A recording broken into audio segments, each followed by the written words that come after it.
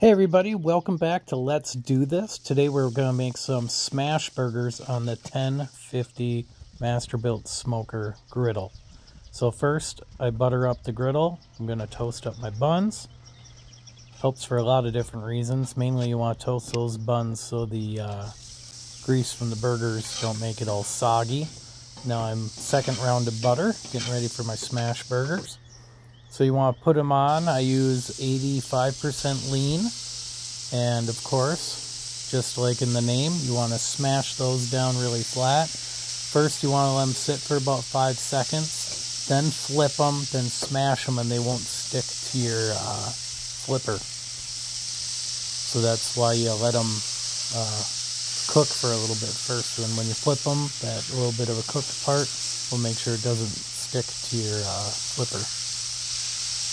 And as I go, that flipper gets pretty darn hot, so you notice by the last one I'm not touching the top of it as I push down because it gets super warm.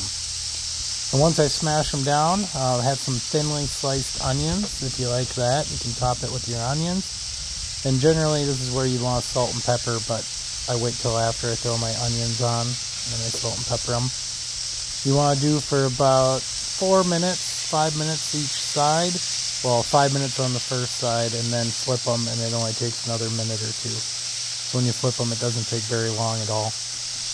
American cheese is the way to go if you're going to put the cheese on there. After you flip them, you can put some cheese on it. That's the way you roll. And I put the onions on here. It kind of cooks them as you go, and then when you flip them, gives you that nice flavor, and it creates a layer, so it kind of steams your burger a little bit more too. These turned out really well. I've been cooking on my 1050 griddle for quite a while. My review of it would probably be 8.5 out of 10. You know, it's very heavy duty.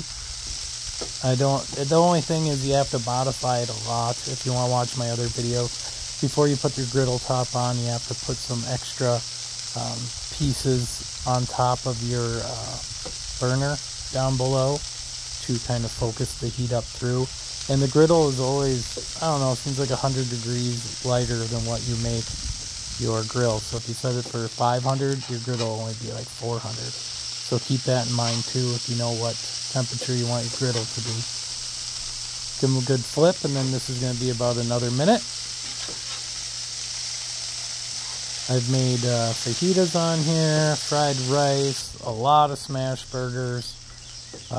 Philly cheesesteaks. The only thing I haven't cooked on this thing yet is breakfast. So I'm going to have to get up early some weekend and start making some breakfast on there, some eggs and pancakes and stuff. The 1050 is a really good size. As you notice, this griddle's pretty big. I could cook quite a lot on here. And again, to switch it back, to modify it for smoking, you got to take the griddle off. You got to take off the heat shields that you have to put in place underneath. And it takes about 3 minutes to switch it in and out. You just have to find somewhere to put the griddle top because it is heavy. You don't want it to get wet. You don't want it to rust up. So keep that in mind too. But if you have a 1050 or a Masterbuilt charcoal gravity smoker, I would say go ahead and get that griddle. It'll save you some. And here's the honest review. Thanks for watching. That's good.